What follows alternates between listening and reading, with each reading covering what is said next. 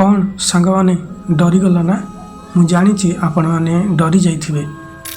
तो सांगवाने यही कहानीटी जितेबले आपण मैंने शुणिबे ना आपण मैंने आहुरी डरी जिवे।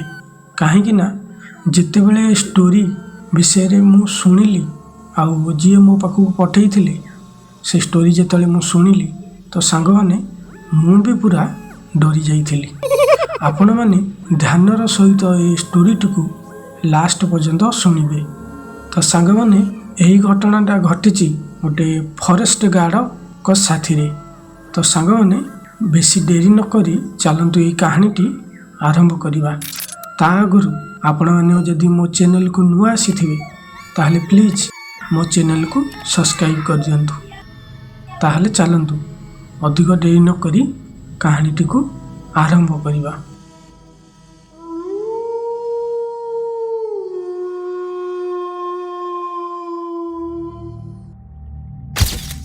नमस्कार, मो ना अशोक।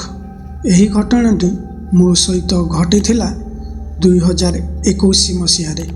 सेतेबेले मु फॉरेस्ट गार्ड रे नुआ नुआ चाकरी पाई थाए। नुआ नुआ चाकरी पाई थिबारु मु बहुत खुशी थाए। खास करी मो स्त्री सुमित्रा बहुत खुशी थाए। हेले आम दुई जनक साथी रे एते भयानक घटना घटी जीवो बोली आमे केबे भी भावी नथिलु। आउ से घटना जेबे आमर मने पड़ी जाउथिला आमर रातिर निद पूरा हजी जाउथिला। सेतेबेले मते प्रथम करी राउरकेला रे मोर पोस्टिंग होई थाए। आमे स्वामी स्त्री दुई जन बाहरी पड़िथिलु राउरकेला को जीवा पाई। राउरकेला रे पहुँचला बेलकु आमको टिके संध्या होई जाइथिला। सेठी पहुँचला परे आमे गोटे सरकारी क्वार्टर रे रहिया पाई जाई सेठी पहुँचिलु। हेले से घरटी टिके जंगल भितर आड़कू थाए। आउ ता पाखापाखी गोटे हेले भी घर न थाए। आउ जुआड़े खाली देखिब खाली जंगल ही जंगल। कहिबाकू गले से घरटी पूरा जंगल मझिरे ही थाए। आउ आमको रहिया पाई से घरटी आमको दिया जाइथिला। हेले से घरे आमे पहुँचला परे आमे देखिलु जे से घरे आगुरु केही रहु नथिले। काहेकि ना से घरटी बहुत असना होई पड़िथिला। आउ से घरर कांथरा सबु फाटिकी आ करी थाए। आउ से दिन रातिरे तो आमे से घर सफा करू करू आमको से दिन राति पाई जाइथिला। सखाळ होला परे मु मो दुईटी करिबा पई बाहरी पड़िथिली। आउ से घरे मो स्त्री सुमित्रा एका रही थाए। आउ एपटे आज मोर दुईटी प्रथम दिन थिला बोली मु जल्दी जल्दी घरु बाहरिकी पळै आसीथिली। आउ मु दुईटी फेरिला बेलकू मते टिके राति हेई जाउथिला। आउ प्रथम दिनर मु दुईटी सारी मु जेतेबेले घर को फेरिली सेतेबेले मो स्त्री सुमित्रा मते कहिले कि तमे जानिच आमे जो घरे रहुछे ए घरे मते लागुची आमको छाड़ीदेले आउ केही जणे ए घरे रहुची। सुमित्रार एक कथा सुनिला परे मु टिके डरी जाई थाए।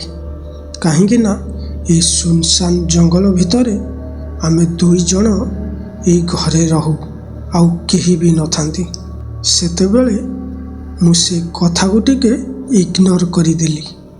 आउ से दिन रातिरे आमे दुई जन जहाँ सुनिलु आमे आम कान को विश्वास करि पारिलुनी।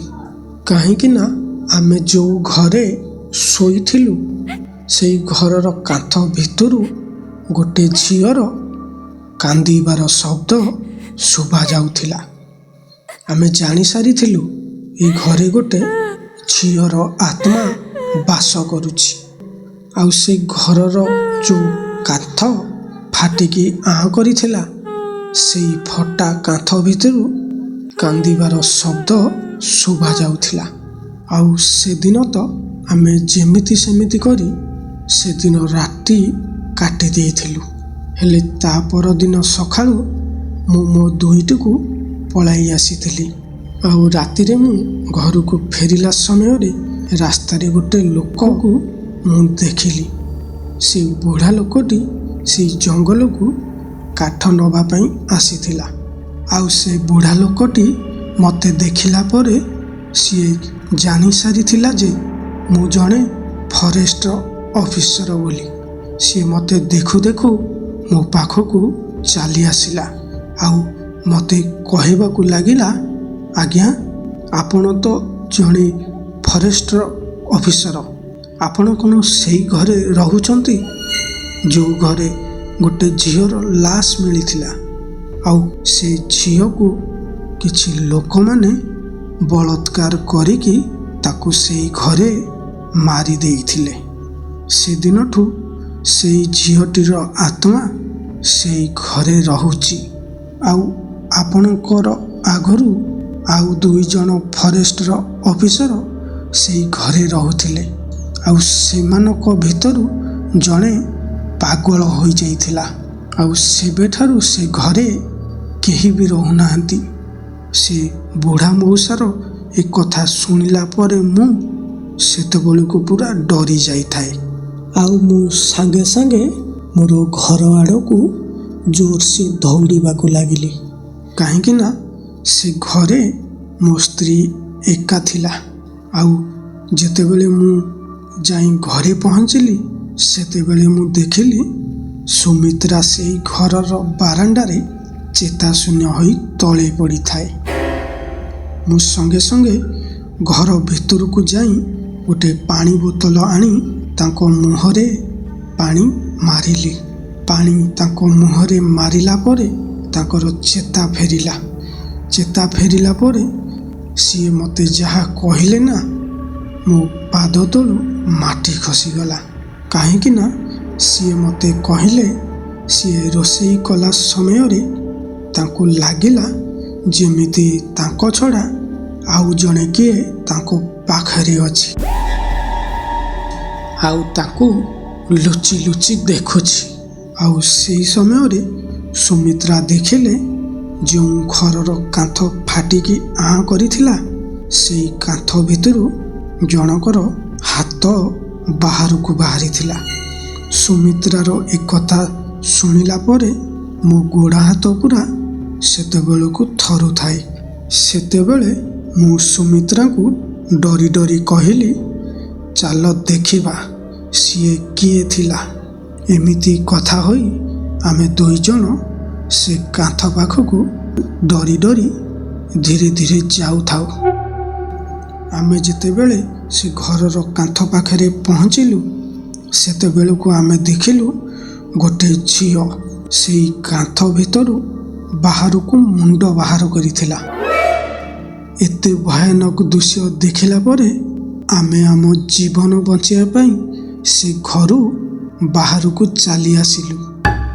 ହେଲେ ଆମେ ସିନା ସେ ଘରୁ ବାହାରକୁ ଚାଲି ଆସିଲୁ, ହେଲେ ଏତେ ରାତିରେ ଏ ଜଙ୍ଗଲ ଭିତରୁ ଆମେ ବାହାରକୁ ବାହାରିବୁ କେମିତି? ତାପରେ ଆମେ 2 ଜଣ ପ୍ରଭୁ ହନୁମାନଙ୍କର ନାଁ ନେଇ ସେ ଜଙ୍ଗଲ ଭିତରୁ ବାହାରକୁ ଭଲରେ ଭଲରେ ପଳେଇ ଆସିଲୁ। ତ ସାଙ୍ଗମାନେ, ମୁଁ ଆପଣମାନଙ୍କୁ ଏଇଠି କହି ରଖୁଛି ଯେ ଯଦି ଆପଣମାନେ ପ୍ରଭୁ ହନୁମାନଙ୍କର ଭକ୍ତ ଅଟନ୍ତି ତାହେଲେ ଭିଡ଼ିଓକୁ ଗୋଟେ ଲାଇକ୍ କରିଦେବେ। ବାହାରକୁ ଆସିଲା ପରେ ମୁଁ ମୋ ବଡ଼ ଅଫିସରଙ୍କୁ ସବୁ ଘଟଣା ବିଷୟରେ ଜଣାଇଥିଲି। ଆଉ ସେ ଜାଗାରୁ ମୋର ଅନ୍ୟ ଜାଗାକୁ ଟ୍ରାନ୍ସଫର କରିନେଲି। ଆଉ ସେ ଘଟଣା ପରଠାରୁ ମୋ ସ୍ତ୍ରୀ ସୁମିତ୍ରା 10 ଦିନ ଯାଏଁ ଜ୍ୱରରେ ପଡ଼ିଲା।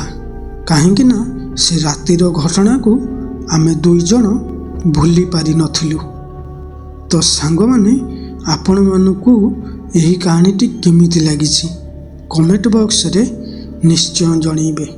ଆଉ ଯଦି ଆପଣମାନେ ମୋ ଚ୍ୟାନେଲକୁ ନୂଆ ଆସିଥିବେ ତାହେଲେ ମୋ ଚ୍ୟାନେଲକୁ ସବସ୍କ୍ରାଇବ୍ କରିଦିଅନ୍ତୁ। ଆଉ ହଁ, ଭିଡ଼ିଓକୁ ଗୋଟେ ଲାଇକ୍ କରିବାକୁ ଜମାରୁ ଭୁଲିବେନି। ଆଉ ଆପଣମାନେ ଯଦି ଏପର୍ଯ୍ୟନ୍ତ ମୋ ଭିଡ଼ିଓକୁ ଦେଖୁଛନ୍ତି ତାହେଲେ ଆପଣମାନଙ୍କୁ ମୋ ହୃଦୟରୁ ଆପଣମାନଙ୍କୁ ବହୁତ ବହୁତ ଧନ୍ୟବାଦ। ରହୁଛି, ଦେଖା ହେବା ଆଉ ଗୋଟେ ନୂଆ କାହାଣୀରେ। ଜୟ ଜଗନ୍ନାଥ।